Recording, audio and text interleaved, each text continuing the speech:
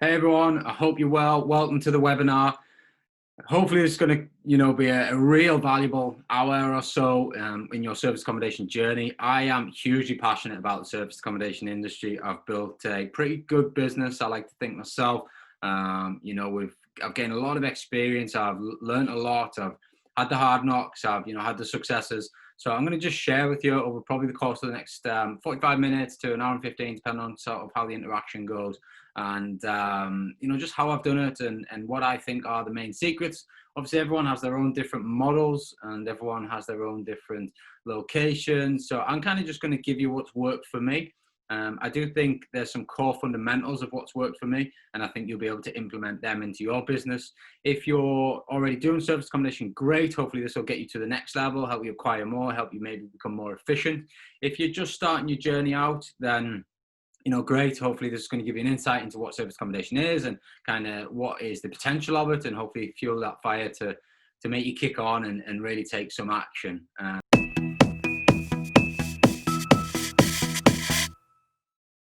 But in brief, we'll just kind of gonna run through but three sort of top tips that I think are the core fundamentals. And I just want to also talk about sort of goals and taking action and things like that as well, because I think it's hugely important to not only learn about strategies in property. See it all the time where people are soaking up a lot of information, they're going on a lot of webinars, they're attending a lot of events, but then they're not actually doing anything with that information.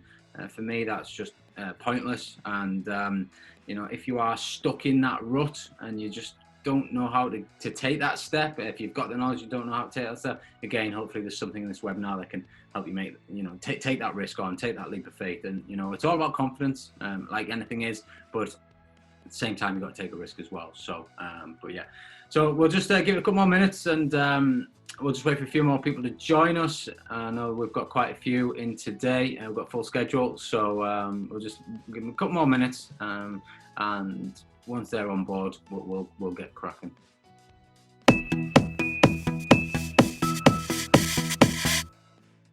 Okay, right, let's get going. So, how to start a service accommodation business. That is, what we're here to do and what we're here to discuss today. It doesn't matter how much experience you've got, whether you've got loads of experience, a bit of experience, or no experience, you will get something out of this webinar. I'm absolutely positive about that.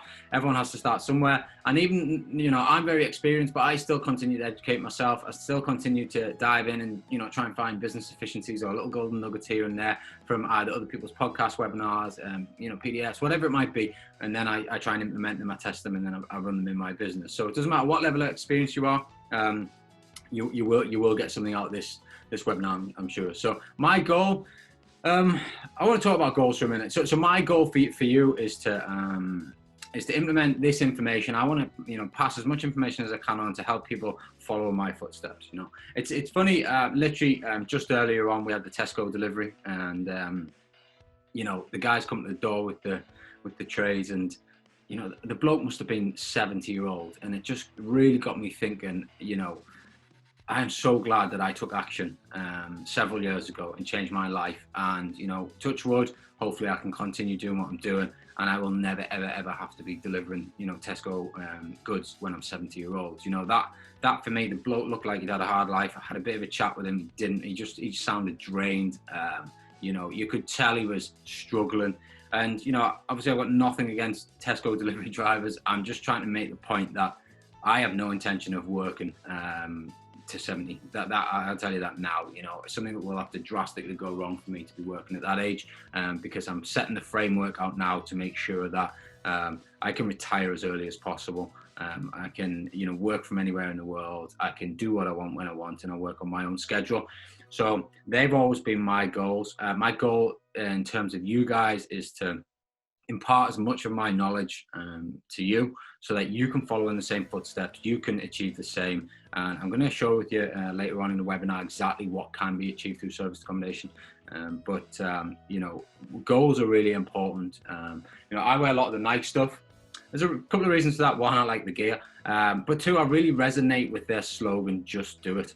A lot of people, as I said earlier, get the knowledge, get the foundations, but they don't take the action. I'm a firm believer of just going head first, just taking action. Obviously, I like to mitigate my risk by analyzing things, but I am a big believer in just do it. You know, get out there. You know, I think you're never going to be great at the start. You know, but if you don't start, you're never going to be great. So you've got to just take some action. It's funny as well. I have these. They're called a 10x planner. I bought these quite a while ago when I was doing the mentorship with Grant Cardone. But I was flicking through these before, and I just want to. So each day you gotta. I don't know if you see that, but you gotta write down your goals.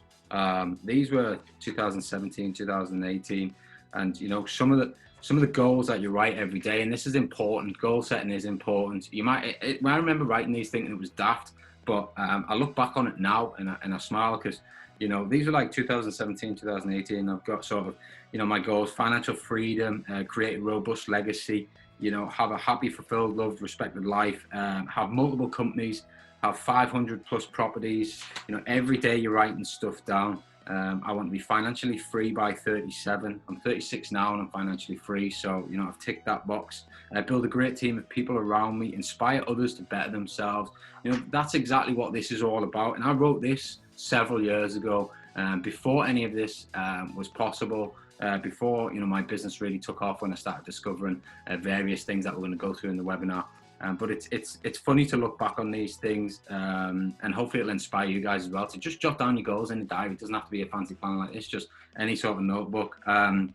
You know, I wanted, you know, financially free by 30. So I want to own a yacht by 45, 1,000 units of property, you know, multiple flows, creating 80 grand a month, £400,000 earned by 2019, you know, inspire success by being successful, you know. So a lot of this resonates with me now, and a lot of those I've ticked off already. So it's amazing by just writing your goals down every day, what actually becomes of it. You think it's daft at the time, but it keeps you focused and it helps you push forward towards your goals. So quick tip there on goal setting. So if you stay until the end, I have an awesome bit of kit for you, and it's on the very last slide.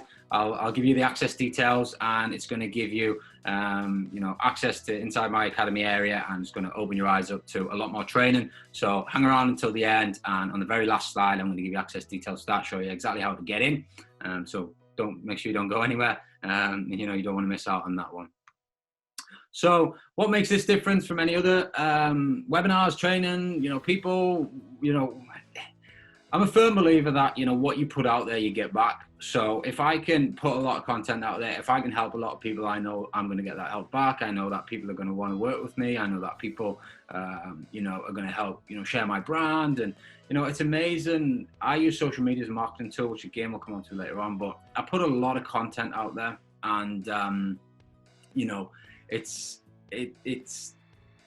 amazing what happens when you do put a lot of stuff out there. You know, not only do I get referrals for people to stay in my properties, you know, I get asked all the time if I want to buy stuff, you know, I get asked all the time if I want to take properties on for rent, and that's just by just putting lots of stuff out there into the open space, you know, this omnipresent feeling, and I want to kind of really cover that off with you guys. And so I'm a firm believer that I'm going to give you as much as I possibly can today, because I know that a lot of these things, they don't give you everything. You know, I'm going to try and give you as much as I possibly can, and you know, hopefully you can take away from it, and if I get something back from it, then great. You know, so that's the idea of today, and that's what makes this different from all the others. So most of you might know me, some of you probably don't, so I'm just gonna give you a quick run through, if that's okay. Just drop in the chat if you want to, just a quick story. I'll run through it myself. So I built an SA business from nothing to over 500 grand a year and counting. I really think that next year I can probably take the business to £1 million.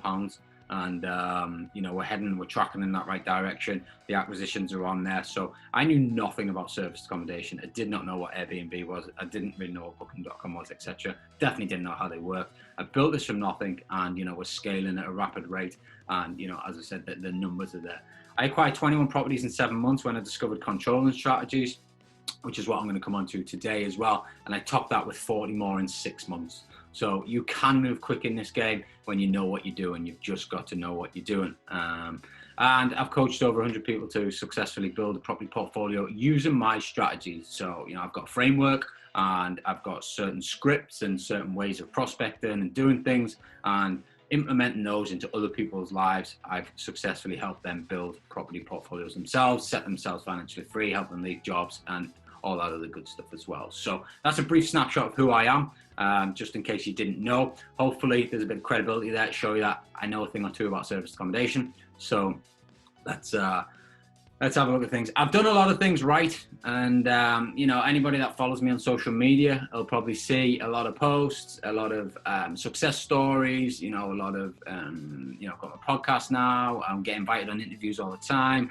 You know, you can see from some of the text here, I've, you know, helped other people, you know, gain these financial freedom figures, get into service accommodation. I've refurbed a lot of properties. I acquire a lot of property. I've got, you know, a great family, a loving wife, you know, everything else that, you know, I just, you know, in these books, everything that I wrote about, you know, 3-4 years ago, it's all happening now, which is great. However, I have also done a lot of things wrong. You know, it's all well and good to shout for your successes and, you know, Facebook and Instagram. It's all about that, you know, but at the same time, I have done a lot of things wrong. I am human. You do make mistakes. You know, we've had, as you can see here, some terrible comments from, you know, accommodation that we've had.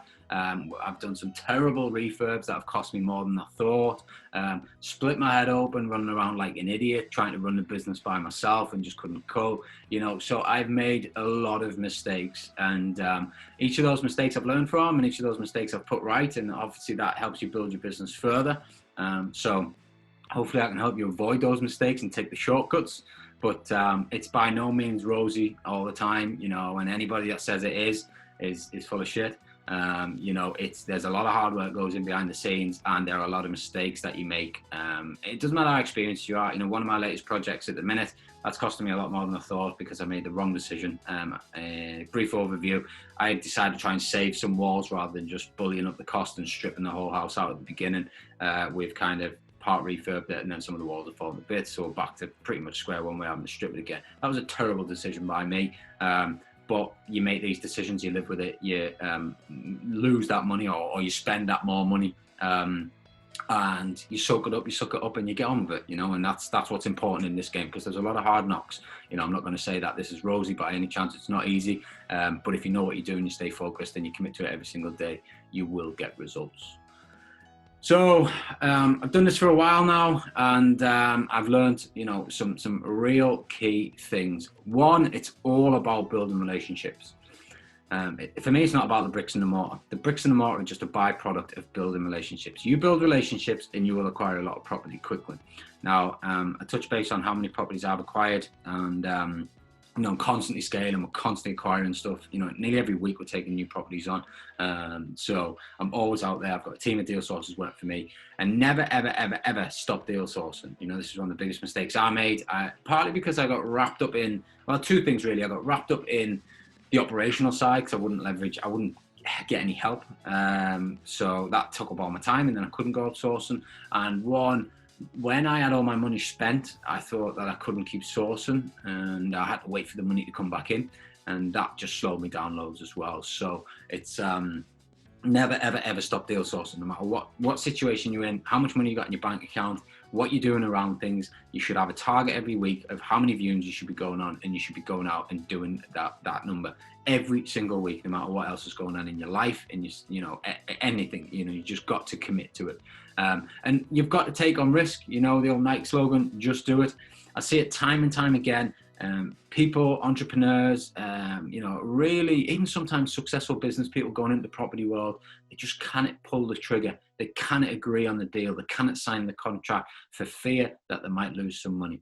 You know, unfortunately, the definition of an entrepreneur is someone who takes financial risk for financial gain. If you want to take your property portfolio to a high level, you're going to have to take some risk on.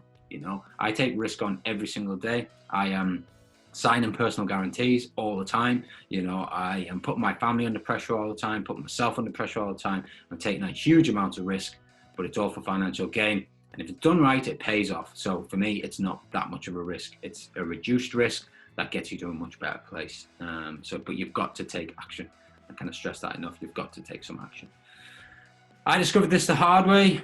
Obviously, you guys are going to cheat and get the easy way. I'm going to tell you all about it today. You know, and that is a good place to be in. I should have got more help. I should have got a mentor. I should have, or I have had mentors. I just should have maybe got a property specific mentor. I wouldn't invest in help. I wouldn't take staff on when I should have taken staff on, so I trawled the internet for hours looking for free podcast information, golden nuggets, and I learned the hard way, and although I moved quite quickly, once I discovered the sort of control strategies and the secret strategies that really make a portfolio move quick, but before that, it was slow, it was painful. I've been in property since 2007, but I haven't been good at property since 2007. I'll admit that. It's probably only the last 3 or 4 years where it's really started to take off for me. So there's a lot of hard work went in, and a long time to get to where I should have been, back in 2008 if I'd just done things right, knowing what I know now. The hard way, trying to find the perfect deal. It's not out there. It's not out there. It's if you're always going for the perfect deal, you'll hardly sweep up any property. There are good deals out there that should be taken on. There's some not so good deals out there that should still be taken on. And then obviously, yes, you might get your one perfect deal, but it's hard to get the perfect deal all the time. That's going to tick all your boxes, reduce all your risk, and make it, a no-brainer of a deal. There might be one of them every year comes up. And I certainly want to be acquiring a lot more than one property per year. I'm sure you guys do as well. So, you've got to understand that the perfect deal, if you go searching for that, it's going to be a slow process for you. So sometimes you've got to take a bit more risk on. Spending hours prospecting with the wrong scripts. I see this time and time again, especially on Facebook. People, saying, estate agents are just telling me no. Estate agents won't listen to me. I keep ringing these people and getting no answers back. And it's all because you've got the wrong script.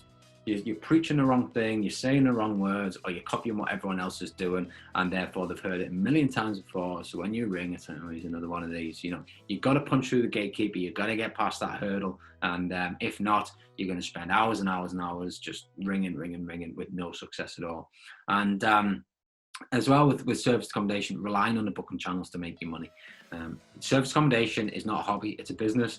It's not just a case of setting a nice property up, a lot of nice furniture. You see all the pictures all the time on Facebook, great setups, absolutely amazing. I've put it on Airbnb, I'm just going to sit back and wait for the money to come in.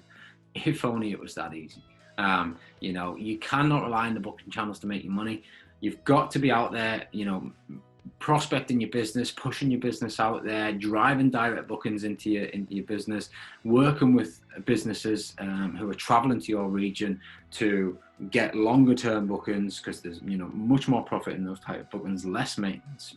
Also, we've just been through it not so long ago, but when COVID happened, Airbnb shut their doors. They would not let you take bookings. If you built your foundation on Airbnb alone, you would have had 2 months where you could not even advertise. Your business shut down because of a decision that you didn't make. That is not a good business model. You have to be pulling the strings. You have to be pulling the business in. Don't get me wrong. I use Airbnb. I use Booking.com, TripAdvisor, Trivago, Agoda, you name it. We've got everywhere, omnipresent. I want to be everywhere. But if they all shut me off, I could still operate.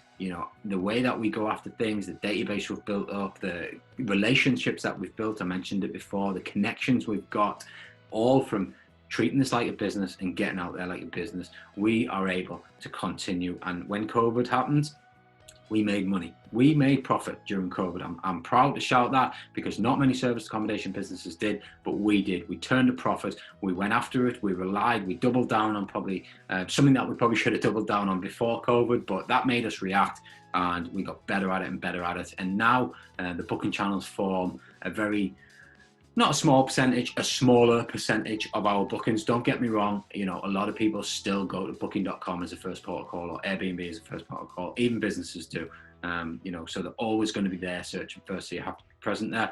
But if that all ended, I'm confident that we could still make through and make some money through service accommodation. I was wasted on figuring out the right way to do it. I mentioned it earlier. I started in 2007, but it's probably only the last 3-4 years that things have really started to scale for me. And that's because I wasted all that time between 2007 and you know where we're at now, so probably 2016, 17, before I really started to figure out what I was doing. And it's tough to watch, it's tough to go through. I had quite a period where I didn't do anything. My first experience as a landlord was terrible. It put me off for 3-4 years. I just didn't even want anything to do with property. I had a property that cost me a lot of money. I was a terrible landlord, and again, learned a lot from it, but you know, put me off. But then I just kept seeing everybody around me that had money, had property. Everyone that you saw, you know, millionaires, billionaires, whatever, had property. So I was just constantly thinking there's got to be something in this property game. Everyone's in the property, and the more you dig into it, you find out 90% of the world's wealth's in property. So I just had to go for it. You know, I was like, I've got to figure this out. So I just kind of went all in, and you know, figured it out, or at least made some moves to start taking some positive action, and then traction started to take care of itself. So don't waste hours going down rabbit holes that don't teach you anything, or you know, focusing on the wrong things. I.e., you might think ringing an estate agent with a corporate let script great for rent to rent. That's not, you know, but someone will tell you it is, or there might be a document out there that gives you a script. If you don't know how to do it properly, and you don't know the words to use properly, you're going to get kicked back. If you don't know what properties to go for, you're going to get kicked back, you know. So you've got to try and balance between, you know, finding the right things to focus on and just wasting hours trying to figure it out, you know, doing it yourself. So want the easy way that transformed my business? Let me know in the chat. You know, I'm sure he's probably too, but if anyone doesn't, let me know.